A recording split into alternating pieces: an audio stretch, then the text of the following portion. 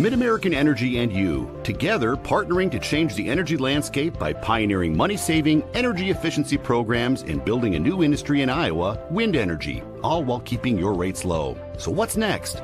We'll keep delivering cost-effective energy efficiency programs while putting money back in your pocket. That's right. You decide how best to spend your savings. That's a partnership good for you, good for the environment, and good for Iowa. Another way we're obsessively, relentlessly at your service. At Central College, we've got you covered.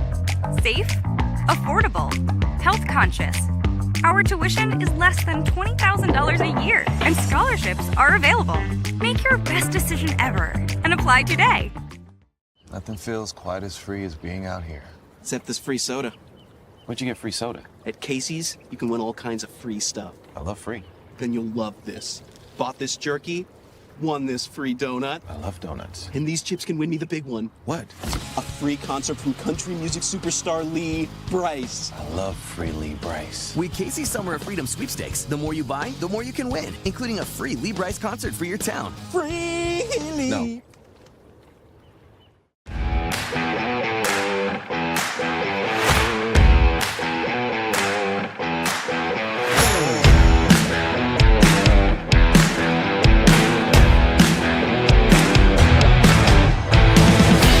Des Moines.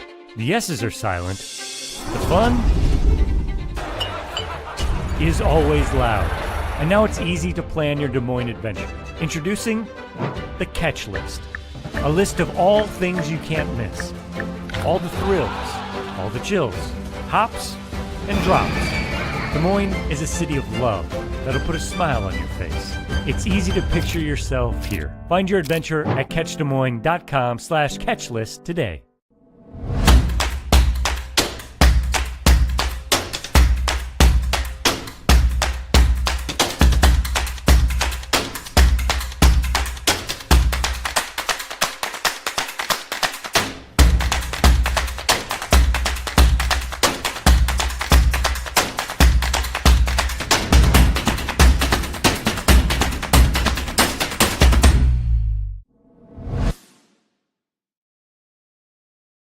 You are my favorite place to go. You're at the end of my favorite. You work hard to feed them well. That's why at Fairway, we work hard to give you the freshest produce, the highest quality meat, and the most affordable prices. You shed a light that guides me home. I got it. You're my favorite. Fairway Meat and Grocery. It's what we're all about. In Iowa, we all play by the same rules. Hard work pays off, practice makes perfect, success is something you earn, and teamwork helps us all be winners. The Iowa Pork Producers Association is proud to support statewide high school athletics, because on our team and on yours, what we bring to the table is what brings us all together. Learn more about our commitment to Iowa at iowapork.org. I hear you're looking for a great college where you can get an affordable education. SWIC is the place for you. I appreciate the personalized attention. And I've gotten to meet people from all around the world. The SWIC student housing is incredible. I like SWIC's hands-on training. And I'll start my career in 2 years. I can schedule my classes online or face-to-face. SWIC feels like a community. Like family, like home. SWIC is a place for you. The Iowa Farm Bureau is proud to present this amazing state tournament and celebrate the accomplishments of Iowa's top teams and student athletes. To the Iowa Farm Bureau, this is more than just a sport. It's a chance for a small town kid to make it big. It's our future leaders. It's a reason to do more, to be more. And it's that farm strong spirit that can be found only in Iowa. Congratulations to the student athletes, the coaches on a successful year. And remember, the task ahead of you is never greater than the strength within you. We might not always know what the day will bring, but some things are certain. The sun will rise and your lights will go on. That's because at Mid-American Energy, we're obsessively, relentlessly committed to providing you energy when and where you need it, to connecting with you and keeping our communities safe and strong. Because the most important thing we put our energy into is you. We're obsessively, relentlessly at your service. It's a great day for softball action here at the Iowa Central Field at Harlan and Hazel Rogers Sports Complex in Fort Dodge, Iowa. Good evening and welcome. We're at the home of the Girls State Softball Tournament presented by Iowa Farm Bureau.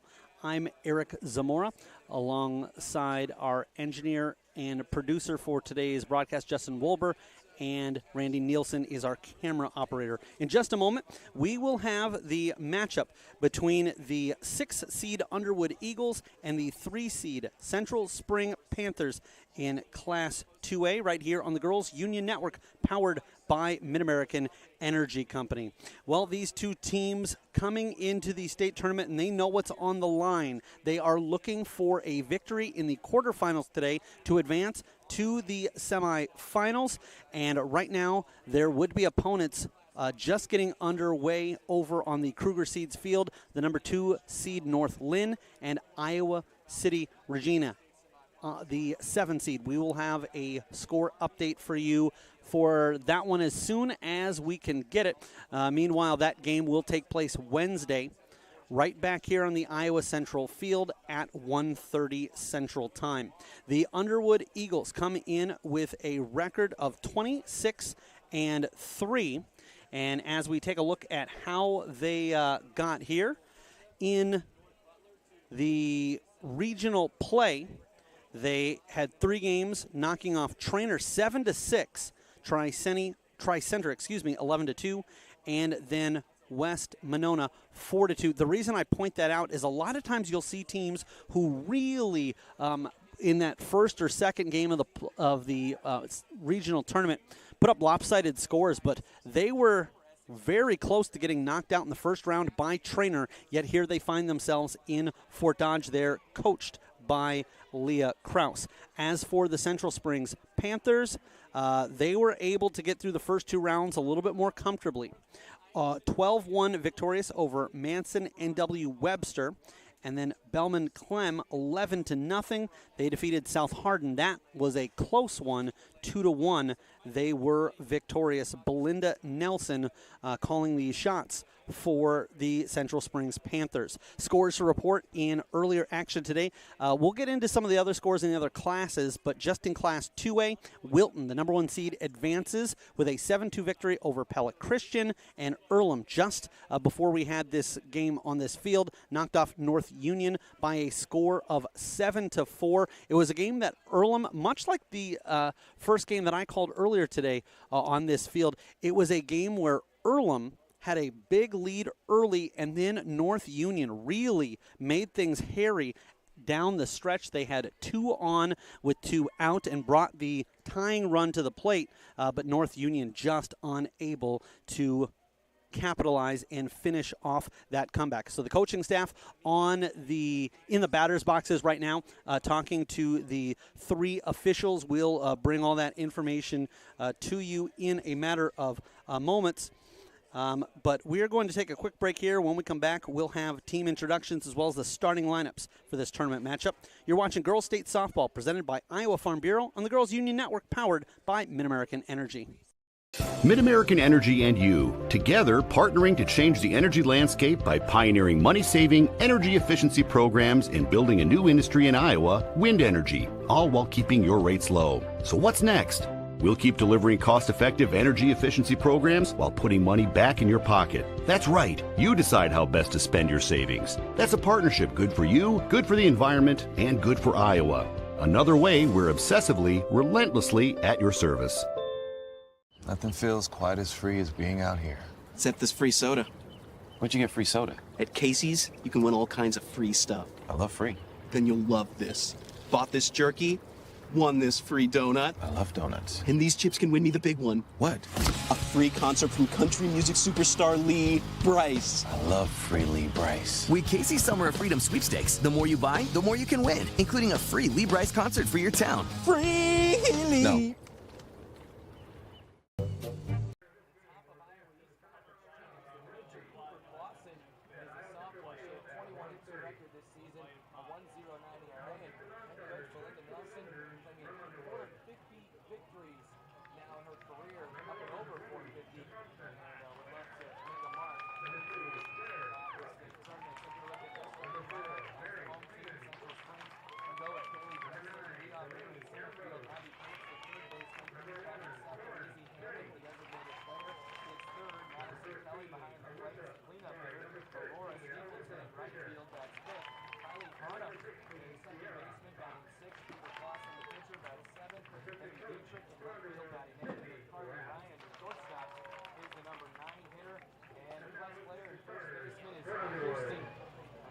Kirsten Garnis and Lizzie Emmett.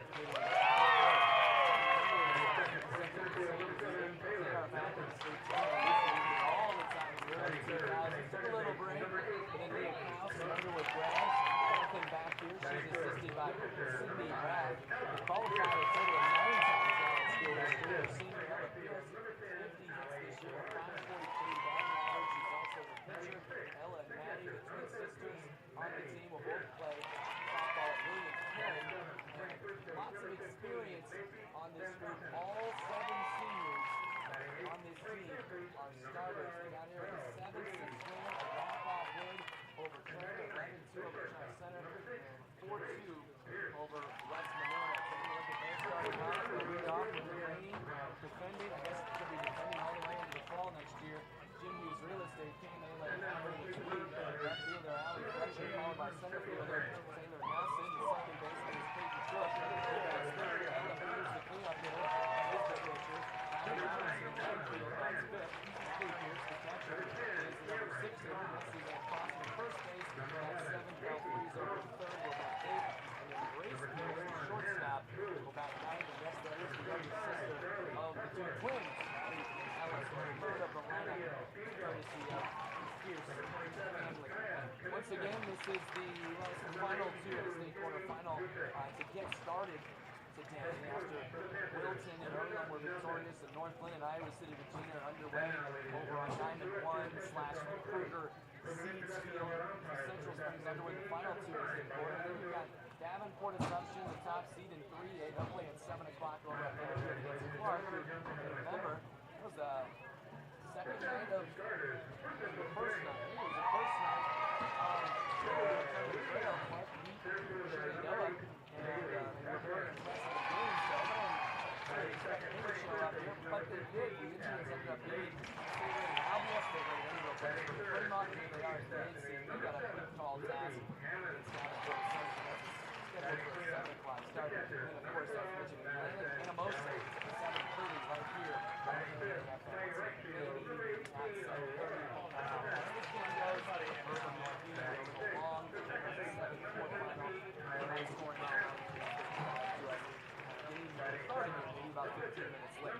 Tomorrow is the continuation of the 3A state quarters. Mount Vernon and Tennessee will play at 11 against Esther Liberty Central.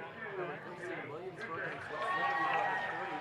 Getting 4 at Harrison, the top seed defending state champion. They beat Preston and Harlan to get here. They will play Oskaloosa at 1 o'clock. Harlan and Boone meet at 1:30 in a 4-5 matchup. And at 3 o'clock, Western Dubuque and North Polk in a 2-7.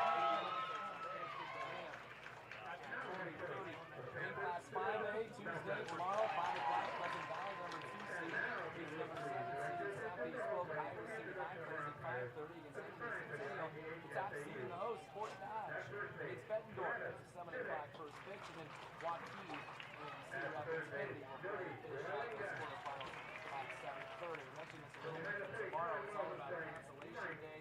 Consolation games in Class 1A and 2A and 1 in Class 3A. There's also consolations on Wednesday, but that's also a full day of the semifinals. And before we begin today's game, we'd like to once again thank Iowa Farm Bureau, proud title sponsor of the Iowa Girls High School Athletic Union, for their support. The Iowa Farm Bureau has an office located in each county across Iowa, and we'd like to thank the offices listed in the counties of both of these teams playing today's game on your screen. Thank you, Iowa Farm Bureau, for supporting the IGHSAU and the Iowa Girl.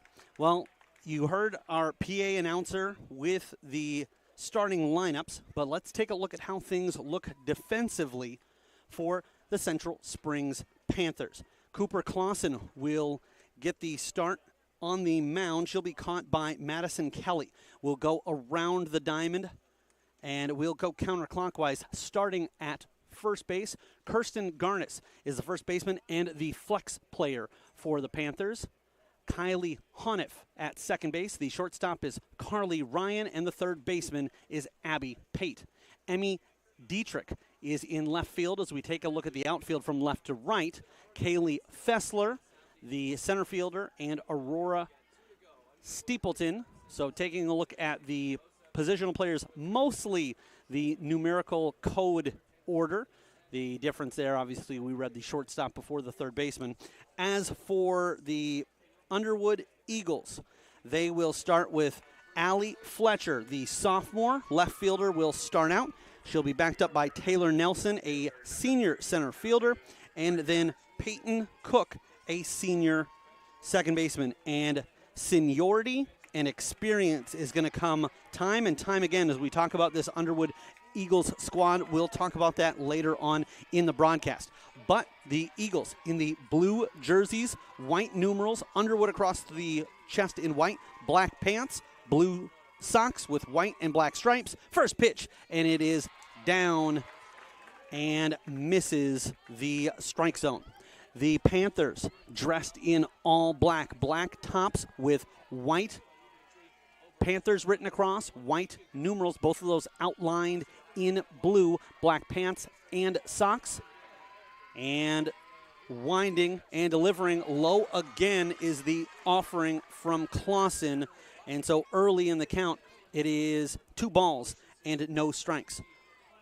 For the Panthers, Clausen leads the team in basically every pitching category, including appearances, innings pitched, ERA, strikeouts, and record 21-2 when she is the pitcher of decision for the Panthers. Finds the inside corner for strike one. A 1.09 ERA. This is her 30th appearance for the team in 35 games prior to this, and now their 36th. She has pitched 129 innings and has 238 strikeouts on the season. Allie Fletcher, the left fielder, bats right-handed, can't catch up with that one, and the count evens at 2 apiece. For Allie Fletcher, 32 runs scored, that leads her squad, as does walks with 21. She's patient at the plate, and if she can get on base, she leads the team in stolen bases with 14 in that category. 2-2 pitch, and the pitcher rocks, delivers, and misses inside. Taylor Nelson, the senior center fielder, would love to get on, or up the bat rather, with a runner on base. As Fletcher bats .329 on the season. It's a full count, so here comes the payoff pitch. And it is low, does not find the strike zone. And on 6 pitches, Allie Fletcher draws the base on balls, and Taylor Nelson comes up. I mentioned that this Eagles squad relying heavily on their seniors. 7 of the 9 players in the starting lineup are seniors, and that is a big change from the other 3 teams that I have broadcast in this tournament thus far. As we'll juxtapose that to Central Springs here in a moment. Left-handed batter, and a swinging slap at that, and it will go up and over the third base dugout, and we have a strike early on. As for Central Springs, well, it depends on how you define it. Obviously, they have 10 in their lineup, but they've got 3 seniors batting, 2 juniors, and 4 seniors batting. But if you take a look at it as to their 9 in the field, it's 2 seniors, 2 juniors, and 5 sophomores. Swinging strike, there's a stolen base attempt, and thrown out. Ringing her up is Madison Kelly, and Fletcher caught stealing for out number 1. Meanwhile, the swinging strike puts the count at 0-2 with Underwood. A left-handed batter, which throws things a little bit off from my vantage point, but I won't complain too loudly, as I also have an opportunity to watch the beautiful picture here on the digital network of the Iowa Girls High School Athletic Union in front of me. A running start as the batter started to run up front. We did see a controversial but correct call in the game before this one, where it would have been an RBI single and kept an inning going, but the batter was called out for hitting the ball after she had already gotten outside the box. 1-2 the count. Clausen is dealing and rings her up. That will be a strikeout looking for Taylor Nelson. 2 down, and the batter here will be Peyton Cook. Cook is a second baseman for her Eagles squad. Cook comes in with a .357 batting average, 30 hits on 84 official appearances. A right-handed batter against the righty Clausen. Swings and can't catch up with that one, as Clausen wasn't trying to disguise much there. She was just trying to throw the heat and did just that. Clausen gets set.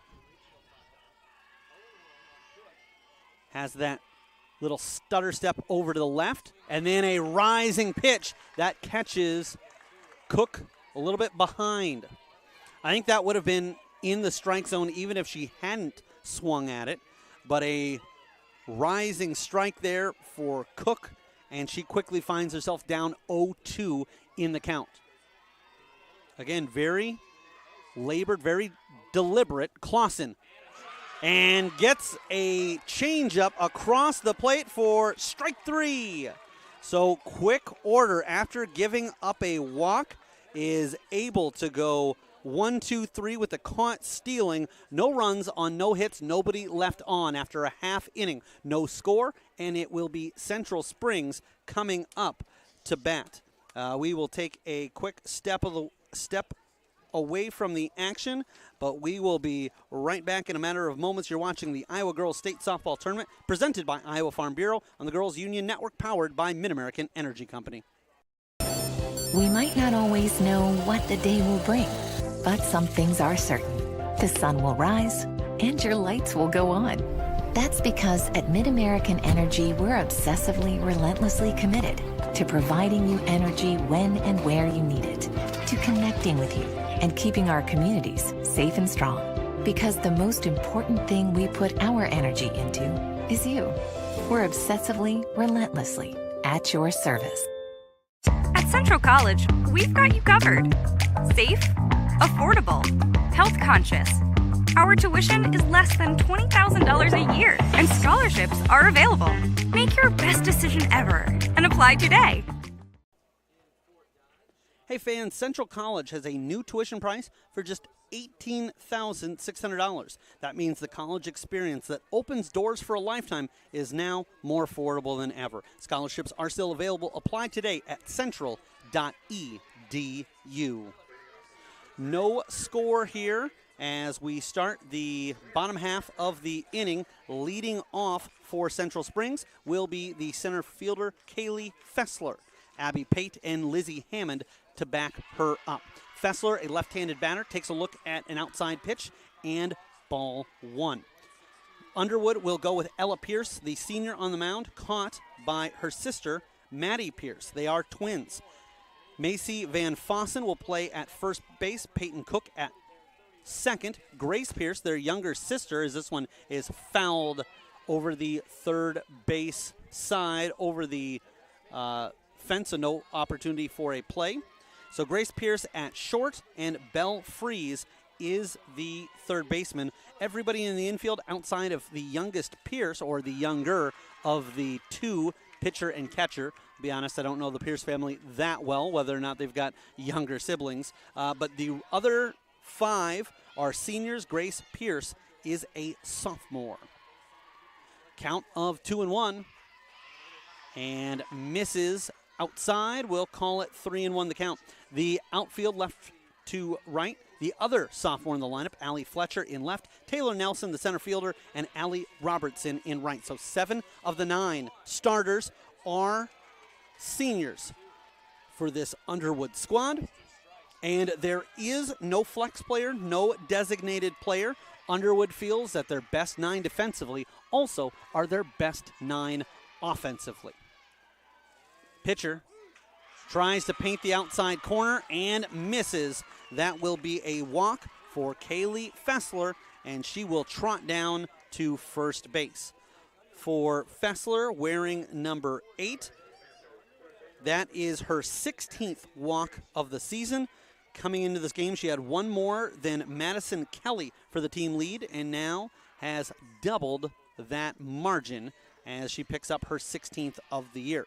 Abby Pate, a sophomore, the third baseman for Central Springs, swings away and fouls that off back and to the right. Again, we want to thank the Iowa Girls High School Athletic Union. We could not have a better spot here as we broadcast. You can see the Iowa Central written across there on the backstop, and we're perched right over the tee, just over the right shoulder of the catcher.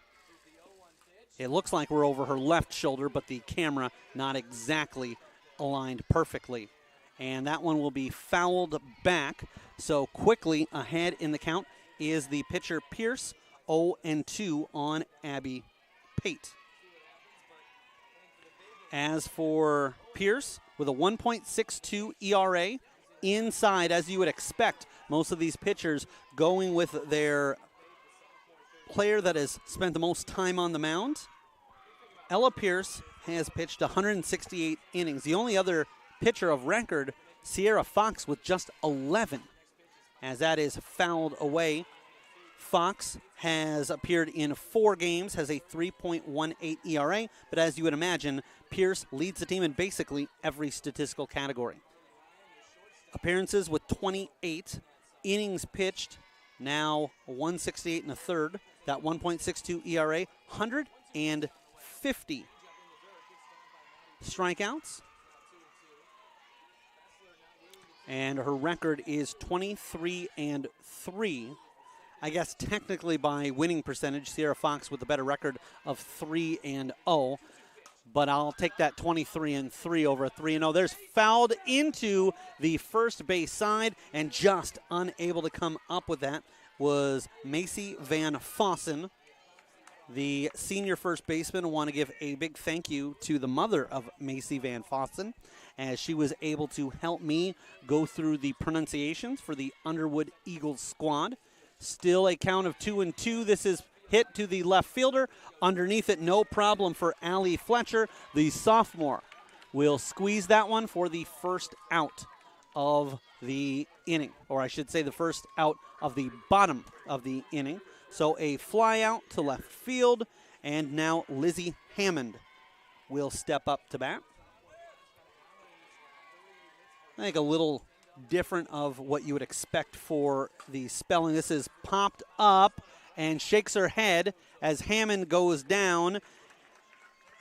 That will be caught by the second baseman. I typically think of hearing Hammond as Hammond, but Lizzie spelling it Hamand. 2 outs as Madison Kelly comes to bat. If we're going to get on the spelling, should point out that Kelly is an EY, and she takes a look at a pitch outside for ball 1. For Madison Kelly, batting .355. Inside pitch, and this one will get away from the catcher. There will be a half-hearted throw, and that nearly got caught in between the legs of Fessler. That could have been disastrous for Underwood, but Fessler will take the extra base. Taking a look at the numbers of Kelly, she leads the team in a stat you don't always want to be leading them in. That's hit by pitch. She's got 13 on the season. However, one that she is proud of is she leads the team in home runs. She's hit 8 dingers on the year. 2 balls, 1 strike. And Pierce goes inside with it. She finds a gap in between the shortstop and the third baseman. They will fire home, and they will go into second. Safe. So that will be scored as a single for Madison Kelly. It advances Fessler to third. I thought we were going to have a play at the plate. And we will have a courtesy runner for the catcher, Kelly. Checking in for Kelly is Ellie Ryan, and that will be an IMT insurance substitution. Substitutions brought to you by IMT Insurance. Learn how you can be worry-free with IMT at imtins.com. Aurora Steepleton, our right fielder, a sophomore for Central Springs.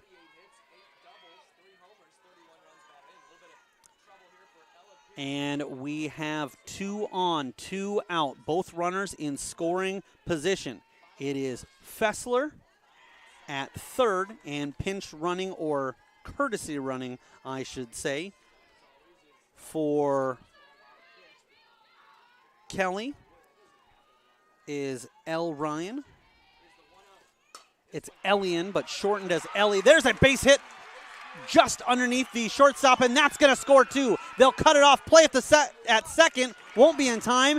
And Stapleton keeps her foot on the bag. And a 2 RBI single. And then she ends up taking second on the throw. So Fessler comes across, as does Ryan. And in business early in this one, the Central Springs Panthers on top by a score of 2-0. Underwood just trying to get out of the inning and keep the damage to a minimum. Kylie Honiff, a senior second baseman, swings through that one, and it will be a strike. Honiff, the senior, batting .316, and fouls this one. She's quickly down in the count. No balls and 2 strikes. Honiff, with 30 hits in 95 appearances, has scored 37 runs. That is second on her team, only behind Fessler, who came in with 47, now make it 48 runs on the year. Good eye shown by Honiff, the second baseman, with 2 strikes, can ne'er afford to be wrong on that one, but she was right. 1 ball, 2 strikes. Fouls this one back, and will go and do it again with a 1-2 count.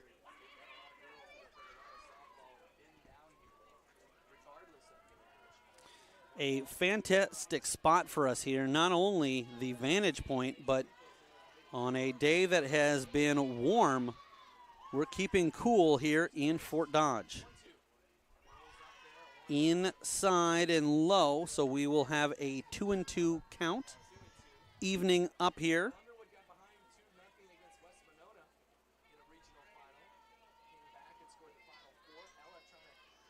So, looking to wind is Ella Pierce. Getting a piece of it and staying alive is Honiff. Even though we've reached the 6 o'clock hour, it is still 82 degrees, partly cloudy skies here in Fort Dodge, and not much to speak for wind. A northeasterly breeze at about 3 miles per hour.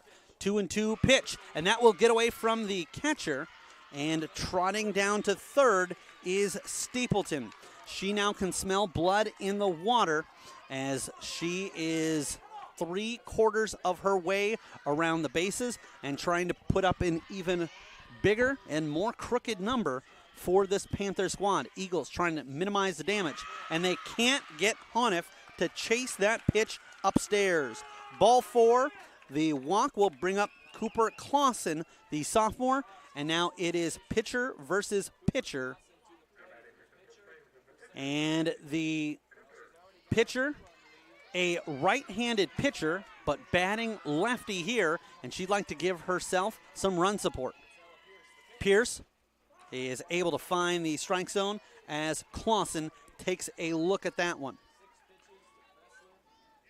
Again, the infield around. Van Fossen at first, Cook at second, Grace Pierce at short, Belle Fries at third, and Ella is being caught by her twin sister, Maddie. Fouling an outside pitch back. That was a 3/4 swing, as it seemed like for a moment the batter, Clausen, was actually going to pull back on it, but then realized she'd committed too far and fouls it back into the netting. The pitcher checks her wrist, checks the sign, and gets Clausen swinging for out number 3, but a big inning for Central Springs as they score 2 runs on 2 hits, and they strand 2 in the inning. 2-0 Central Springs on top of Underwood, and we will be back with inning number 2. We are watching the Iowa Girls State Softball Tournament presented by Iowa Farm Bureau and the Girls Union Network powered by Mid-American Energy Company. Mid-American Energy and you, together partnering to change the energy landscape by pioneering money-saving, energy efficiency programs and building a new industry in Iowa, wind energy, all while keeping your rates low. So what's next? We'll keep delivering cost-effective energy efficiency programs while putting money back in your pocket. That's right. You decide how best to spend your savings. That's a partnership good for you, good for the environment, and good for Iowa. Another way we're obsessively, relentlessly at your service. Des Moines, the S's are silent. The fun is always loud. And now it's easy to plan your Des Moines adventure. Introducing the Catch List. A list of all things you can't miss. All the thrills, all the chills, hops and drops. Des Moines is a city of love that'll put a smile on your face. It's easy to picture yourself here. Find your adventure at catchdesmoines.com/catchlist today. The Central Springs Panthers jump on top by a score of 2-0 after 1 inning is in the books. I apologize, nearly said after 1 period, as I have to switch from hockey mode last week to state softball here in Fort Dodge, Iowa. My name is Eric Zamora, bringing you the play-by-play action. Justin Wolber in between periods in between innings, our engineer and producer talking to our camera operator inadvertently reminded me that behind the plate is going to be Mike Watkins calling balls and strikes as we find down now. It looks like even in the count is Underwood's Ella Pierce. Jody Lalinga will be your third base umpire. Travis Chiswick is calling the action at first base. 1-1 the count. Underwood looking to get something going. No hits in that first inning, but they did have a base runner as Allie Fletcher took a leadoff walk. However, a couple of pitches later, she was thrown out attempting to steal second base, and then back-to-back strikeouts looking for Taylor Nelson and Peyton Cook. And early on, Cooper Clausen looks to be dialed in and dealing. The pitcher with a 1-2 count, trying for a third straight strikeout. And this one instead will be popped up. Second baseman Honiff gives chase. It falls in between the center fielder and the right fielder. Looked like Kaylee Fessler was the one closest to making play. In fact, she may have even got a piece of it with her glove. And if you take a look at where she was, she covered a ton of ground, but was just not able to get there in time. That will fall in for a base hit. I was pretty sure that would be counted as a hit. That would be a pretty tough error to give anybody. But Pierce does get the first hit for Underwood. And for the second inning in a row, the Eagles will get the leadoff runner on. Now the key is for them, how can they advance her over? Allie Robertson, the senior right fielder, is up the bat. And we'll see if number 10 elects to swing away here. Although the infield is in, they're anticipating, as I am, very likely we could see a bunt situation. Clausen deals. It is bunted, but it's popped up. And so the pitcher makes quick order of Allie Robertson. One pitch, Robertson unable to get that down. And boy, does that change the dynamic of this inning. If you're Underwood and you've got Robertson able to bunt Pierce over, get her to second, even if you sacrifice the out, that could be a big play. Heck, if you bunt her over and the batter, Robertson, remains safe, or you just swing away, that completely changes the dynamic. Now you've got a runner on first, but one out, and we'll see what Maddie Pierce does with her sister on. Will hit it down the left field line, but foul, and well foul, but it looked like Emmy Dietrich had a chance at a play at the end of the day. Had she dove for that, all she would have ended up doing was awkwardly going into the fence. Probably a good decision to let that one go and just have it be a long strike. But there is one out, so the defense for the Panthers, communicating all around the horn that we're looking for that lead runner if we can at second, but take the sure out if it's there at first. Clausen sets, fires, and catches the inside corner. That will be a strike, and that will bring the count to 0-2. Pierce, Maddie Pierce that is, with her twin sister Ella at first and Macy Van Fossen in the on-deck circle. Clausen gets Pierce the chase, then they throw down to first, and safe. The runner was in time, and even if she hadn't been, the ball was dropped by the first baseman, Kirsten Garnis, unable to hold on to that. Garnis, a sophomore playing first base, but not in the lineup.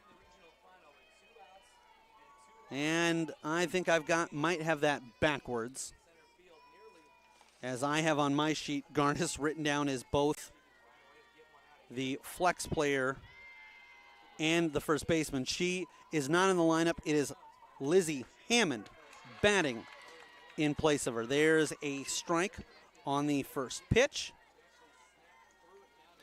So Hammond, 7, not 17. That's Garnis, so it was right on that aspect. Garnis at first, and Hammond, the designated player.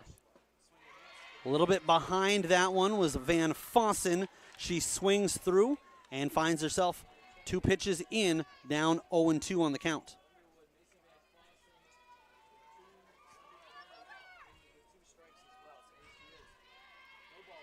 So getting the sign is Clausen from Madison Kelly.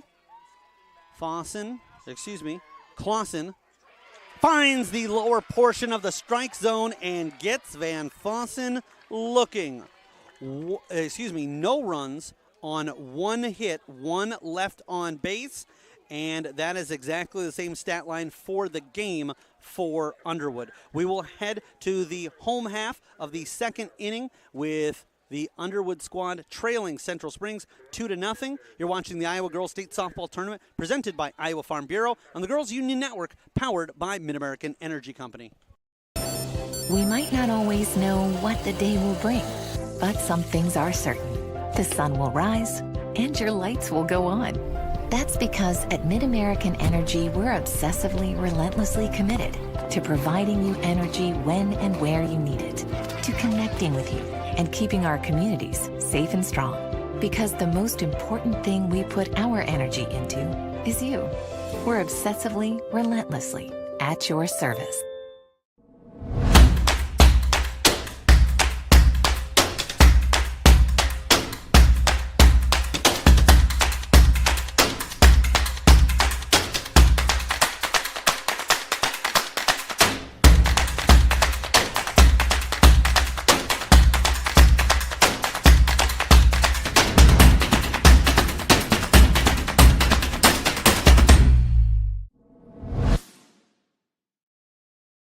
Welcome back. We're here with you live in the Girls Union Network, powered by Mid-American Energy, as we get underway in the bottom half of the second inning. You missed an outside pitch for ball 1. However, you won't miss that one. It's ripped down the left field line, stays in, and the only issue with that, as that ball was roped down by Emmy Dietrich, is in hindsight, she hit it too hard.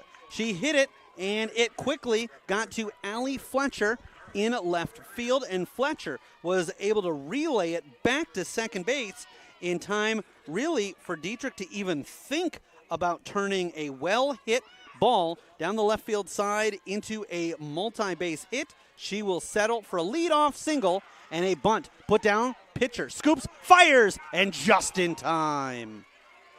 Emphatically calling out the runner is Travis Chiswick, and the call was right, but it was a bang play. We'll score it 1-3 for out number 1, but it puts Dietrich at second and Central Springs in business once again. There's a ball in the dirt So the first pitch here will be bring it to a 1-0 count. We'll try to bring for you scores from the other game taking place as this one is ripped also down the left field side, and it stays fair. This will be an RBI double, a stand-up double for Kaylee Fessler. Coming across to score is Emmy Dietrich, and it is the Central Springs squad on top 3-0.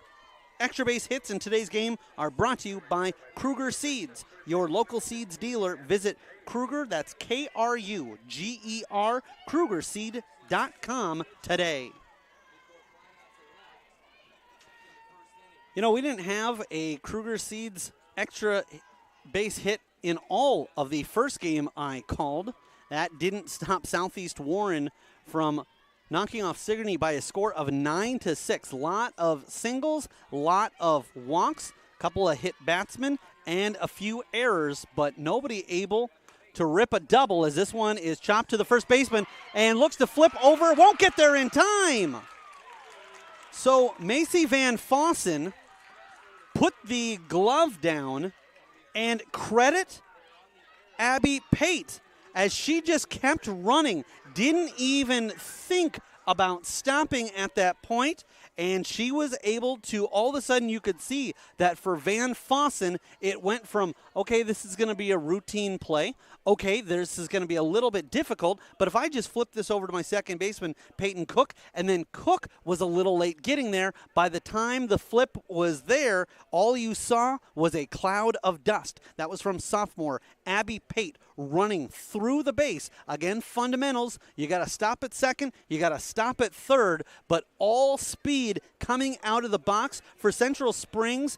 Abby Pate could have easily gone, shoot, didn't get on that what I wanted to, and this is going to be an out. Instead, Johnny Hustle, as she runs down first base line and picks up an error but reaches safely, runners on the corners. And a stolen base immediately for Pate. She will take that as she now is officially 0 for 1, but has reached safely, and I talked about this in that Southeast Warren victory over, that Southeast Warren victory over Sigourney. Right now, players aren't concerned about batting averages or earned run average, as there's a strike on the outside to Hammond. You can have a pitcher victimized for a run, but it not counts against their ERA. They're not concerned about their ERA. They're concerned about one stat right now, and that's the win-loss record. For Underwood, they come in with a record of 26-3. Central Springs, 29-6. And the one that they're most concerned about is for Underwood getting that 27th win. For Central Springs to advance to the semifinal, need win number 30. This is grounded to the shortstop, and perhaps they have a play at third. No. So Fessler will come across to score. Hammond is retired on a 6-3 play for out number 2, but credit Pate after the stolen base. Heads up play. She waits for Grace Pierce to throw across the diamond and then uses that opportunity to run across and slide in safely. It was a close play, but she does advance. And now Madison Kelly, the catcher, at the plate, and it is quickly 4-0 Central Springs. They have gotten 2 in each frame. 4 runs on 4 hits. There's a ball upstairs, not by much, but a good eye by Kelly. For Central Springs, Kelly takes a look at ball 3, low and outside.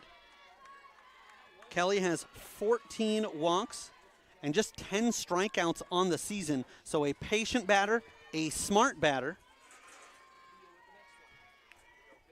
And takes a look at a ball, tosses the bat over to the third base dugout side, and I'll be honest, I'm not quite sure why. That, with a 3-0 pitch, was right down Broadway. I understand why she wasn't swinging. Not quite sure how she thought she was going to sell that one, as you couldn't have argued it too high, too low, inside or outside. That was just right down the gut. Fouled back, so this will bring the count to full. One runner, but they're in a precarious spot at third for Underwood. 2 outs. Pierce tries to end the inning. This will be popped up. This will be, looks like, in foul territory. It does drift foul, and it is just over the fence. Giving it a run was Allie Fletcher. Allie Fletcher in left spells it A-L-I.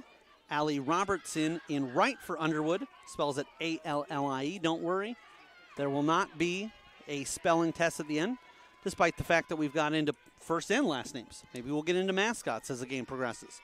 Underwood, outside, struck well. Shortstop knocks it down, but can't get it back up and into her hand. Frustrated with herself is Grace Pierce, and quite honestly, she shouldn't be. I don't know how the heck, even if she had gloved that cleanly, she would have able to pop back up and get the out. So Madison Kelly with an RBI infield single. And again, L. Ryan will run as a courtesy runner. That is another IMT insurance substitution. Learn how you can be worry-free with IMT at imtins.com. So Ryan at first. The batter is Aurora Steepleton. She had a 2 RBI single back in inning number 1. Elian Ryan, a freshman, has scored 31 runs, 4 stolen bases, doesn't have an at-bat. She is just a runner. That one will deflect off the pitcher, then off the second baseman, and flipped to the shortstop, but off the mark. Thought we were going to have an odd 1-4-6 there, but it will just go down. Right now, they are calling it a hit. And another infield single. Well, to be honest, I'm not quite sure. No, they are calling that an error, as neither had been put up. This is scooped up by the shortstop, and she airs the throw over to first. Central Springs will get 1. And coming around to score, they will pick up another run. That was Ryan running for Kelly. Steepleton will end up at third, and Honiff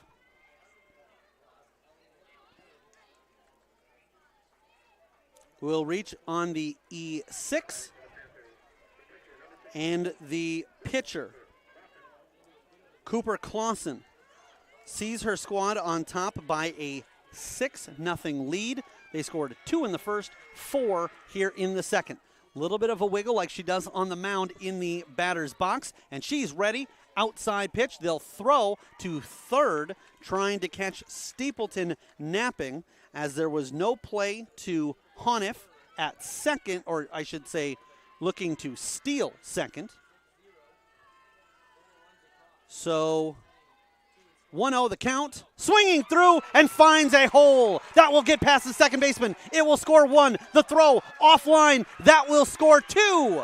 And thinking about going to second was Clausen. She will settle for a 2 RBI single. She'll end up at second, and bad news for Underwood.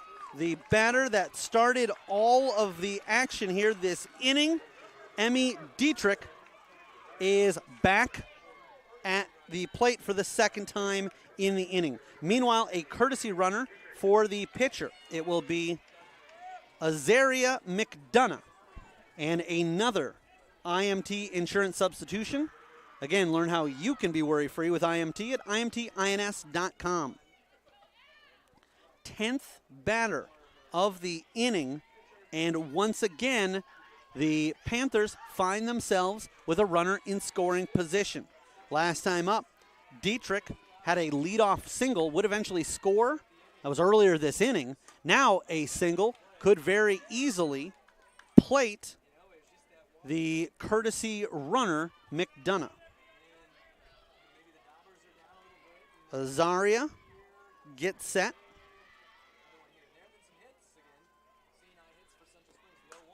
A pitch that wasn't even in the strike zone, but struck well, but flying out to the left fielder. So Dietrich flies out to end the inning, but the Central Springs squad ends up plating 4 in the inning off of 4 hits. They leave 1 for the game. 6 runs on 6 hits, 1 left on base. End of 2, and it is Central Springs 6, Underwood 0. Central 6, 8, and Underwood 0. We'll be back with the 3rd inning. You're watching the Iowa Girls State Softball Tournament presented by Iowa Farm Bureau and the Girls Union Network powered by Mid-American Energy. Mid-American Energy and you, together partnering to change the energy landscape by pioneering money-saving, energy efficiency programs and building a new industry in Iowa, wind energy, all while keeping your rates low. So what's next? We'll keep delivering cost-effective energy efficiency programs while putting money back in your pocket. That's right. You decide how best to spend your savings. That's a partnership good for you, good for the environment, and good for Iowa. Another way we're obsessively, relentlessly at your service. In Iowa, we all play by the same rules. Hard work pays off, practice makes perfect, success is something you earn, and teamwork helps us all be winners. The Iowa Pork Producers Association is proud to support statewide high school athletics, because on our team and on yours, what we bring to the table is what brings us all together. Learn more about our commitment to Iowa at iowapork.org. A strike on the inside corner, low but in the zone. And taking a look at that is Belle Fries, the senior third baseman. We are just about into our 2nd pitch of the top of the 3rd. Welcome back here with you live in the Girls Union Network powered by Mid-American Energy.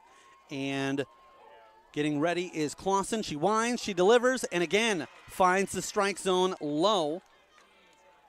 For Central Springs, they've ballooned a lead to 8-0. For Underwood, the batter, Fries, kind of looks down the third base line, indicating, I don't know what I'm supposed to do with that. If that's going to be called a strike, I'm going to have a hard time getting something into play here. Little bit of a grin there, but a strikeout nonetheless. For Clausen, looked like Clausen was grinning simply because she was starting to lose her balance, and one that if there had been runners on, she would have had to stay on, otherwise would have risked a balk, but with nobody on, could have stepped out of it, decided instead to stay with it, and she gets a swinging strikeout, and it's the 5th K for her in the first 7 retired. This one is popped up, catcher's underneath it, and she will glove it as the girls are fired up for Central Springs. First one there, Kirsten Garnis, slapping her in the shoulder as the out is retired. It is out number 2, and it brings Allie Fletcher to the plate. Fletcher walked on 6 pitches back in the first inning, but was caught stealing by the catcher, Kelly, a couple of pitches later. As getting ready, Clausen gets into her windup and comes home with it well low and in the dirt. Taking a cut in between is Fletcher, as Clausen trying to make quick order here in the 3rd. 2/3 of the way home to a 1-2-3, but it's that 3rd one that's going to be the hardest. Nice job there, although it does go down as a ball 2, by Madison Kelly, really contorting the the glove, trying to make that one look like it was in the strike zone, but the home plate umpire, Mike Watkins, he's no neophyte. He's a veteran, and he is well aware of the tricks of the trade, and he calls that ball 2. Clausen comes home with it, and the one knock that you could have on Clausen is at times she has been missing low outside of the strike zone. Outside of that, though, you can really fault her for anything. She's got 1 walk and 1 hit given up first time through the order. Neither of those runners reached second base safely, and she's got 5 strikeouts. Catches the outside corner.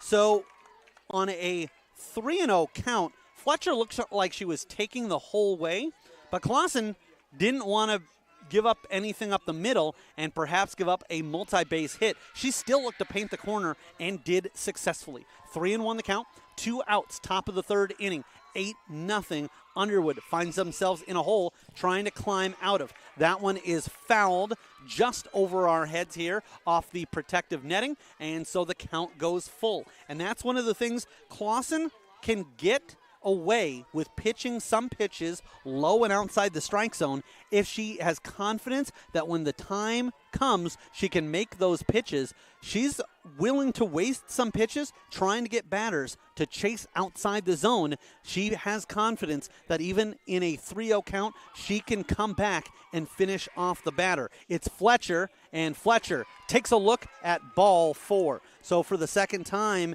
in as many plate appearances, Fletcher is issued a base on balls. Taylor Nelson will come to the plate.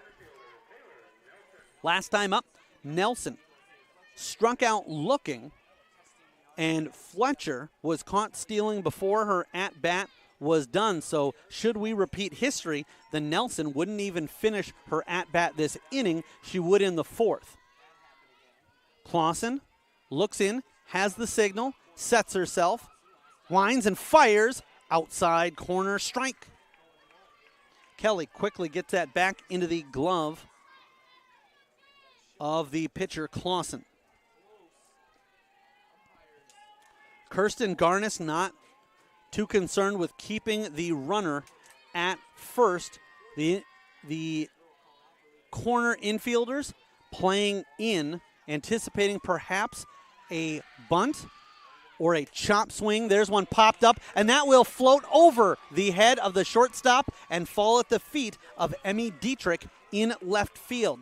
So for Underwood, the good news is, for the first time in an inning, they've got 2 base runners. For the first time, they have a runner safely into second. The bad news is, if Peyton Cook is not able to keep this inning alive, you could almost look at it as deflating for Underwood, that they're finally able to string a couple of plays together, a walk and a hit, but if they don't put up a crooked number, then you might almost think of it as that was an opportunity we let Central Springs off the hook. Swinging through the first one was the senior second baseman, Peyton Cook. And that's not to put any pressure on Peyton Cook. I can tell you that the senior is already putting it on herself. What it means is that if she is able to come up and deliver here with a base hit, it just goes to show you how critical of a moment this is already in just the top of the 3rd, but that's the hole that the Eagles have dug themselves. Upstairs, missing, so it will bring the count to 1-1. If Cook can keep the inning alive, Ella Pierce, the pitcher, is due up next. She bats cleanup. Allie Robertson, the right fielder, would follow her. But we need to go one batter at a time as Cook, trying to keep things alive, swings through, and doesn't matter either way. From here, it looked like that was foul tipped into the glove. But regardless of whether it was foul tipped or if it missed in the bat entirely, either way, we find ourselves at the same result. 1-2 count, 2 out, 2 on at first and second, and Central Springs on top by 8-0, trying to cut the opportunity here for Underwood. They do just that. Cook unable to catch up with that one, and so after the half inning is complete, It's no runs on 1 hit, 2 left on for the game.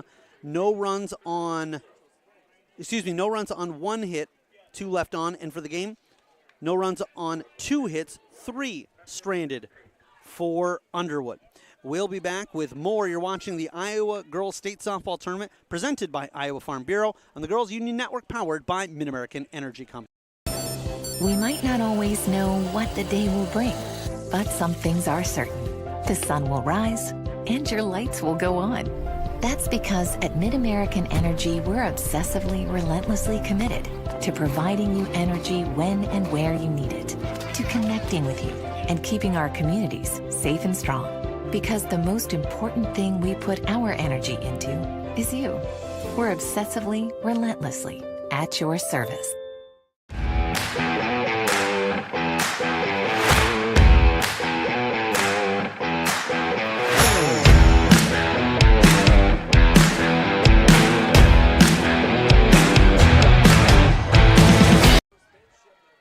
And welcome to the bottom of the 3rd inning. Fans, official state tournament merchandise is now available online. Visit IGHSAU.org to browse and customize your merchandise to match your style. Taking a look at strike 1 for Central Springs is number 14, Carly Ryan. Ryan grounded out, sacrifice bunted out to the pitcher to advance, Emmy Dietrich. This is just off of the webbing of the glove of the first baseman, Macy Van Fossen. Gave a good run out of it, but honestly, as that one was hit off, it looked like she took just a second, perhaps because the sun's starting to set, maybe getting a little bit in her eyes, but looked like she was a half second slow out of the gate. Don't know if that ended up factoring in or not. What we do know is Carly Ryan has been given a second life here as her squad is in control, 8-0. She is down in the count 1-2, but still alive in the at-bat and takes a look at one just inside. After Ryan will be the top of the order, Kaylee Fessler and Abby Pate due up in inning number 3 outside, and so what was a pitcher's count has now gone full. 3-2. Leadoff batter of the bottom of the 3rd. Payoff pitch coming from Ella Pierce, and it is low, so awarded first base. On a base on balls is Carly Ryan. Carly Ryan is the sister of L. Ryan. Carly, a sophomore. Ellie, a freshman. The Fesslers are sisters as well, although we have not seen Charlie in the contest, whereas number 25 is an 8th grader. As Kaylee Fessler for Central Springs is their center fielder and leadoff hitter. Couple of pitches even up the count at 1 apiece.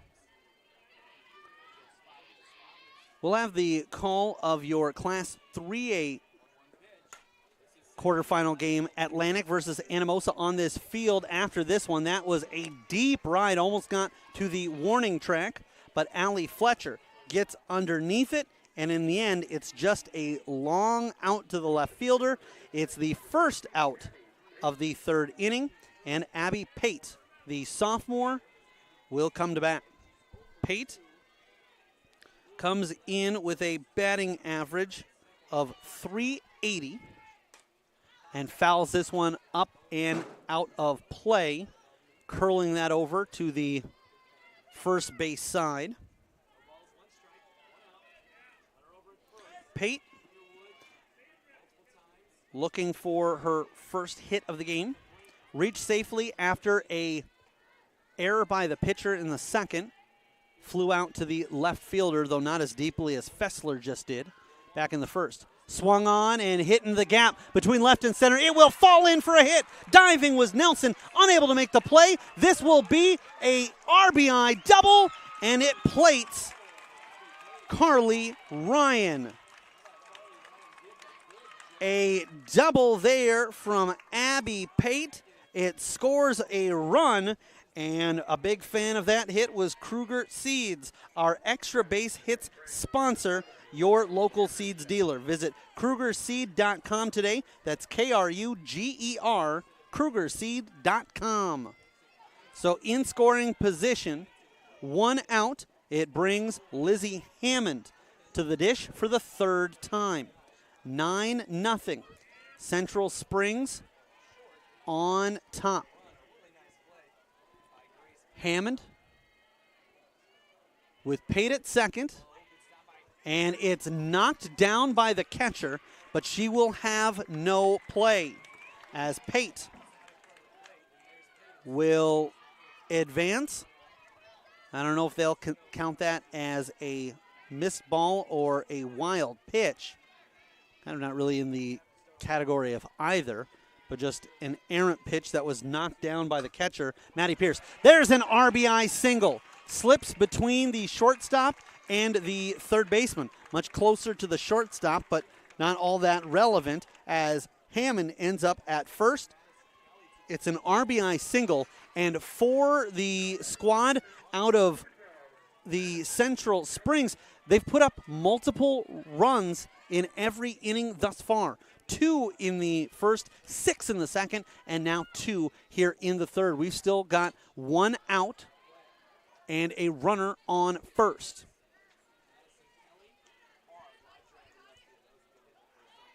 Madison Kelly has 2 singles, has 2 runs scored, and has an RBI with an infield single.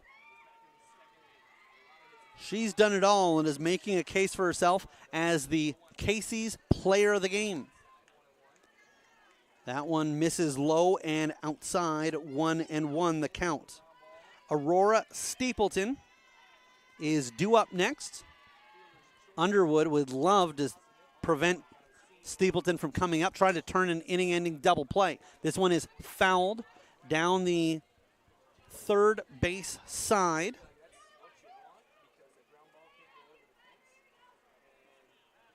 And Belinda Nelson, the head coach, is manning the third base side. It's Brian Fessler over at first. This one is popped up to the right fielder. Underneath it is Robertson, and she'll squeeze the glove tight for out number 2. This will bring Aurora Stapleton to the plate. She had a 2-run single in the first. She reached on an error in the second and came around to score. In the first, after that single, she could get no further than third. 10-0. The score. This is outside. And Stapleton, the sophomore, trying to pile on here for Central Springs. They've jumped all over the Eagles in just 3 innings.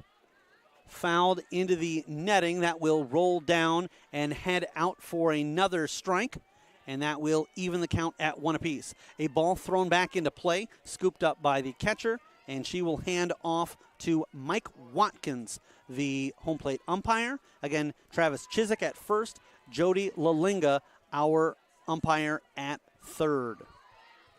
Chiswick puts out the safe signal, though not really needed. I should say Jody Lalinga is the third base umpire, but she currently resides just over the right field side of second base. Chopped, and that one will be getting through both the third baseman and the shortstop. It finds a hole and keeps the inning alive.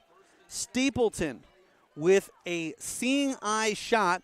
First, it looked like it was going to be gloved by Freeze, but then it took a bad and deep drop there as Pierce was expecting a little bit more of a bounce. 2 runners on, and Kylie Honiff takes a look at a ball outside. And definitely not something that you want to necessarily bring up, but it's the elephant in the room right now. and that is Central Springs would love to not only come away with a victory here in the quarterfinals, move on to the semifinals, but they'd love to do it in fashion. We did have a game earlier that just went 5 innings. That was Lisbon over Clarksville, the 3 seed over the 6 seed in Class 1A. Central Springs trying to do that here. This one will be tracked down, but a little bit late out of the gate was Maddie Pierce. I think she was having a hard time tracking it initially and not sure had she come straight off of contact, been able to get to that one or not. But as it stands, we do have an opportunity here for Central Springs. Kylie Honiff, the senior, reached on an error in the second, walked in the first, and her at-bat is still alive. Ball outside, and the batter had to be 100% sure of that one with a 1-2 count, but she draws it to 2-2. A right-handed batter, Honiff, takes a look at the offering, and it's well outside. Honiff came into action today, batting .316, and her average will remain that, as she has not had an official at-bat. Smoked to the shortstop, and it gets underneath her glove. This will bring in 1, and holding at second will be Steepleton. Honiff advances, and I believe, yes, indeed, that will be considered an RBI single, and I agree with that call completely, as it will bring across Lizzie Hammond and the 11th run of the game. Cooper Clausen has an opportunity here to try to put this one away in short order. Takes a swing at an outside pitch. 11-0, Central Springs on top of Underwood. Clausen digs into the left-handed batter's box. Little bit of a pre-bat ritual, the wiggle. Gets herself set, and it looks like Ella Pierce a little bit frustrated there with herself that she couldn't jump ahead 0-2 in the count. Instead, we'll have to settle for 1-1. Pierce waits. Clausen takes a look at a pitch just upstairs. That one just going north of the letters across the chest, and so it's a 2-1 count. Clausen has Emmy Dietrich behind her if she keeps the inning alive. This one will be popped up, and the third baseman underneath it squeezes it. She was backed up by Grace Pierce, but Belle Fries will come up with the catch and will end the inning. However, the Central Springs squad ends up scoring 3 on 4 hits, 2 left on base, and they lead 11-0 after 3 are complete. We'll be right back with more softball action. You're watching the Iowa Girls State Softball Tournament presented by Iowa Farm Bureau and the Girls Union Network, powered by Mid-American Energy Company. Mid-American Energy and you, together partnering to change the energy landscape by pioneering money-saving, energy efficiency programs and building a new industry in Iowa, wind energy, all while keeping your rates low. So what's next? We'll keep delivering cost-effective energy efficiency programs while putting money back in your pocket. That's right. You decide how best to spend your savings. That's a partnership good for you, good for the environment, and good for Iowa. Another way we're obsessively, relentlessly at your service. The Iowa Farm Bureau is proud to present this amazing state tournament and celebrate the accomplishments of Iowa's top teams and student athletes. To the Iowa Farm Bureau, this is more than just a sport. It's a chance for a small town kid to make it big. It's our future leaders. It's a reason to do more, to be more. And it's that farm strong spirit that can be found only in Iowa. Congratulations to the student athletes, the coaches on a successful year. And remember, the task ahead of you is never greater than the strength within you. Welcome back. We're here with you live at the Girls Union Network, powered by Mid-American Energy, as we are on the Iowa Central Field at Harlan and Hazel Rogers Sports Complex in Fort Dodge, Iowa. My name is Eric Zamora, and on top by a score of 11-0, the Central Springs Panthers. Underwood's batter is Ella Pierce. The pitcher, she will foul that one back and into the netting. And we do have a score update for you in the other semifinal in the game that these two teams are vying to take on the winner of. We'll give that to you in just a moment after this pitch. 0-1 the count, winding and delivering. It's an off-speed pitch, and Clausen finds the strike zone and gets ahead in the count 0-2.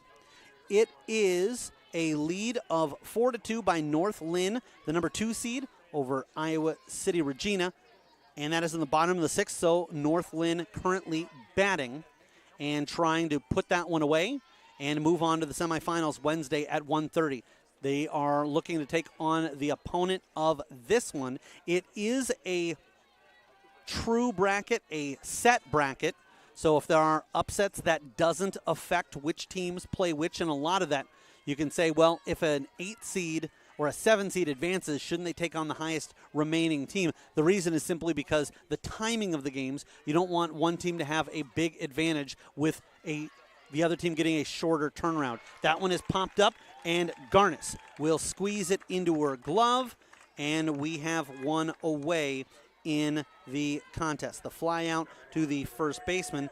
As for the pitcher, well, she'll take the out. However, Cooper Clausen is now behind, not in the count, but in her own pacing, as she has 2 strikeouts in each of the first 3 innings.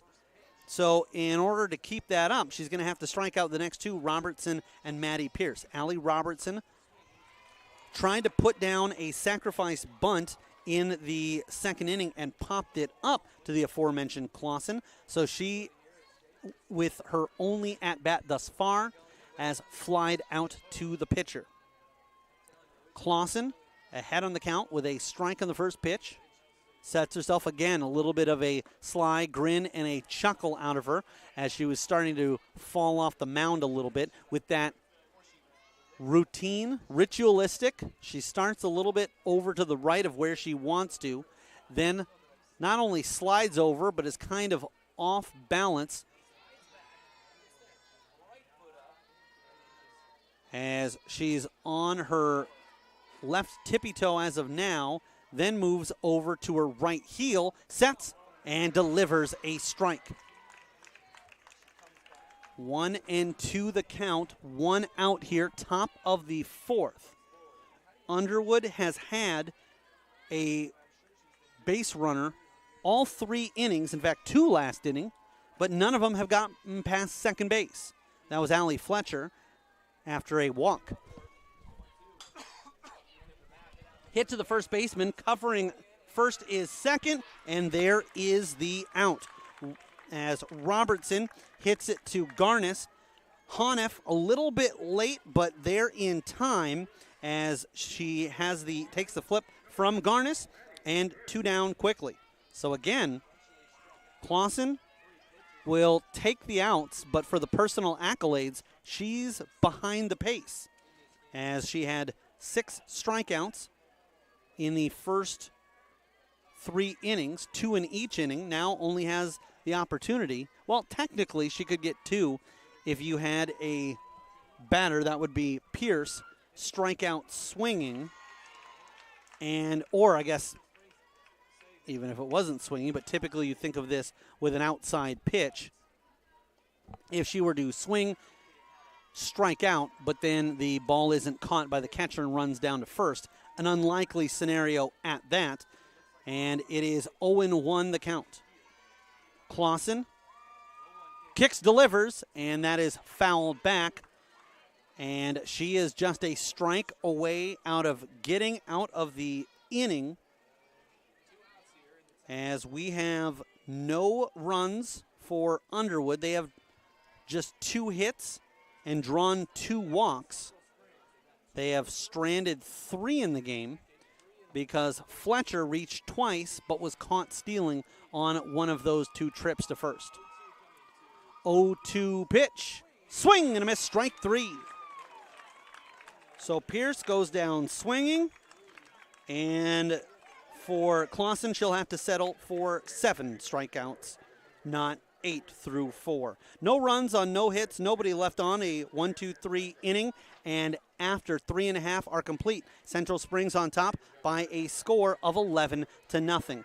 We'll be back with more of the state softball action here from Fort Dodge on the Girls Union Network, powered by Mid-American Energy Company. We might not always know what the day will bring, but some things are certain. The sun will rise and your lights will go on. That's because at Mid-American Energy, we're obsessively, relentlessly committed to providing you energy when and where you need it, to connecting with you and keeping our communities safe and strong. Because the most important thing we put our energy into is you. We're obsessively, relentlessly at your service. I hear you're looking for a great college where you can get an affordable education. SWIC is the place for you. I appreciate the personalized attention. And I've gotten to meet people from all around the world.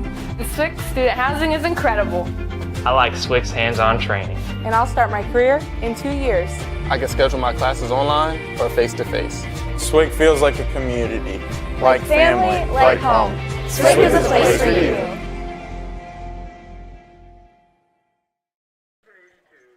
Welcome back here with you live at the Girls Union Network, powered by Mid-American Energy, as we are at the bottom of the 4th inning, and due up for Central Springs, Emmy Dietrich. Dietrich is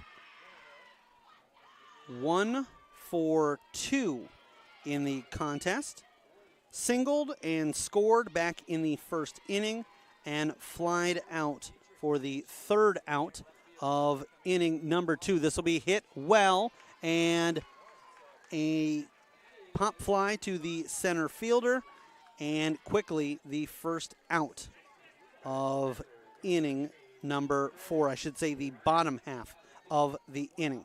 Carly Ryan will come to the plate, the sophomore. Grounded out to the pitcher in the 2nd inning and walked in the 3rd. I should point out that both of Dietrich's at-bats before this last one were both in the 2nd inning.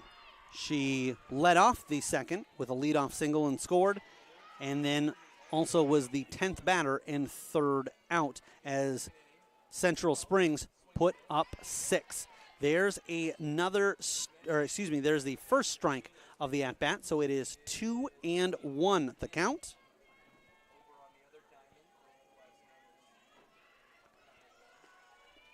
Pierce delivers, fouled back, and that one just slips around the protective netting.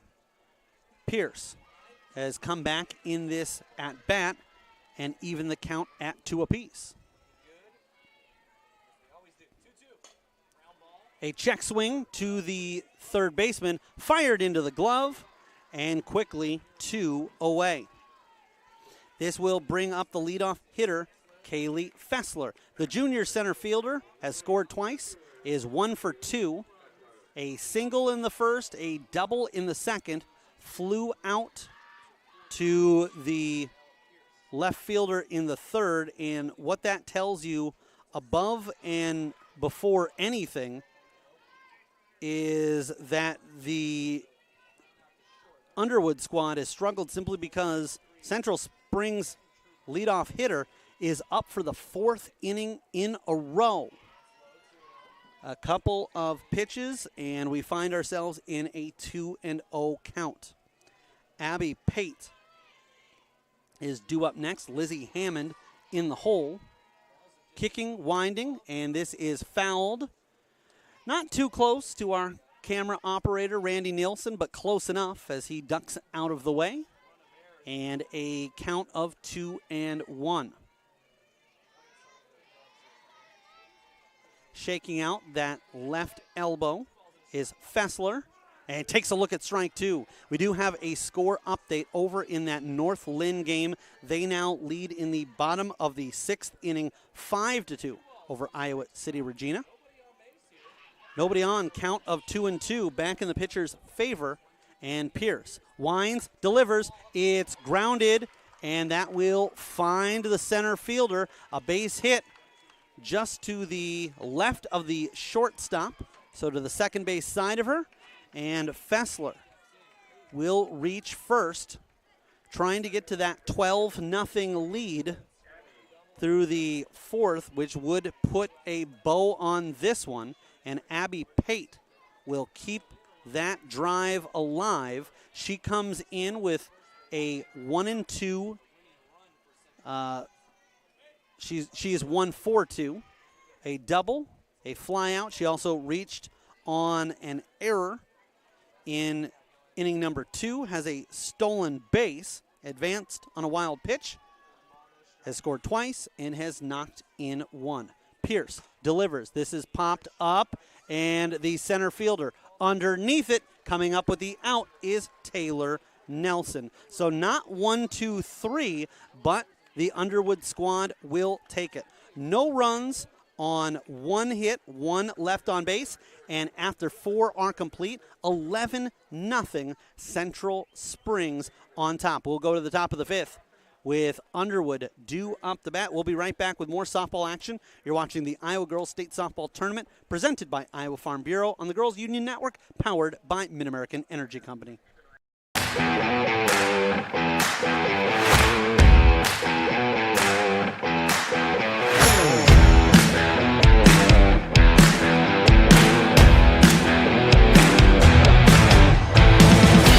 At Central College, we've got you covered.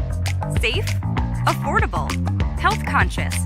Our tuition is less than $20,000 a year, and scholarships are available. Make your best decision ever and apply today. Hey fans, as a reminder, Central College has a new tuition price of just $18,600. That means the college experience that opens doors for a lifetime is now more affordable than ever. Scholarships are still available. Apply today at central.edu. Welcome back. We're here with you live in the Girls Union Network, powered by Mid-American Energy, as we are at the top of the 5th at the Iowa Central Field at Harlan and Hazel Rogers Sports Complex in beautiful Fort Dodge, Iowa. My name is Eric Zamora, bringing you the play-by-play of this one, and leading things off will be the first baseman, Macy Van Fossen. And she will take a look at a pitch upstairs, outside, ball 1. Van Fossen will be followed up by Belle Fries and Grace Pierce, unless Underwood elects to go with some sort of substitution offensively. They need to generate something here to keep things alive. That one will pop back towards us. In fact, we'll give our router a little bit of contact, but it's no worse for the wear. We'll get it situated, and we're situated here with a count of 1-1. Coming up next, we'll have Class 3A action here. I'll have the call of Atlantic versus Anamosa. That's the 4 and 5 seed in Class 3A. Here we are, Class 2A, and swinging, unable to catch up to that one, is Macy Van Fossen. And we will soon for you have the Casey's player of the game here in just a matter of moments. 1-2 the count. Van Fossen looking to get a base runner on, and goes down swinging, 1 away. Fans, Casey's General Stores is proud to sponsor the Iowa Girls High School Athletic Union and today's player of the game, and that is Central Springs catcher Madison Kelly. Casey's is at the heart of many Iowa communities, cheering on our local teams and fans, making sure there's fresh pizza ready, win or lose. Sign up for new Casey's Rewards, the rewards program that gives back by letting you redeem points for Casey's cash, fuel discounts, or donations to local schools. In addition to catching a 2-hitter for the pitcher, Cooper Clausen, Madison Kelly, as this one is popped up, will run over, give it a run, and comes up with a catch. As if she wasn't deserving enough. Kelly flashes the glove. That's several times that she's caught a pop-up and made it look easy. Got a little Dottie Henson in her. But offensively, she has gone 2 for 3, a couple of singles, has scored twice, and has an RBI as well. Although it should be factored in, technically she didn't score either of them. Elle Ryan came across the plate as she is a catcher, and they courtesy ran for her. But either way, she has been responsible for 3 runs and is doing an absolute fantastic job. Again, framing pitches, helping keep Cooper Clausen on target. And then you see plays like that. 1 ball, no strikes. Grace Pierce is the batter, right-handed batter. Gives that one a ride. This one is popped up underneath it. And coming up with the catch is first baseman Kirsten Garnis. A fly out to the first baseman. And here at the Iowa State High School level, the mercy rule is 12 after 3 or 10-run differential after 5. Since that is the 5th inning or the top of the 5th, the only opportunity Underwood has to score runs in the 5th, Central Springs not needing the bottom half of the inning, and they will advance to the state semifinal matchup. They score 11 runs on 11 hits, and they leave 4 on base for the game. For the Underwood squad, no runs on 2 hits. They strand 3 and commit 3 errors. Last we heard, North Lynn was on top of Iowa City Regina by a score of 5-2. So unless the Iowa City squad can come up with a big top of the 7th inning, it looks like Central Springs will move on to take on North Lynn. Underwood falls to 26-4 on the year. For Central Springs, they improve their record to 30-6. And again, a reminder that your Casey's player of the game was Madison Kelly, as she went 2 for 3, scored 2 runs, had an RBI, and caught a whale of a game. I believe that is going to wrap it up for our broadcast, and we'll get set for the Class 3A.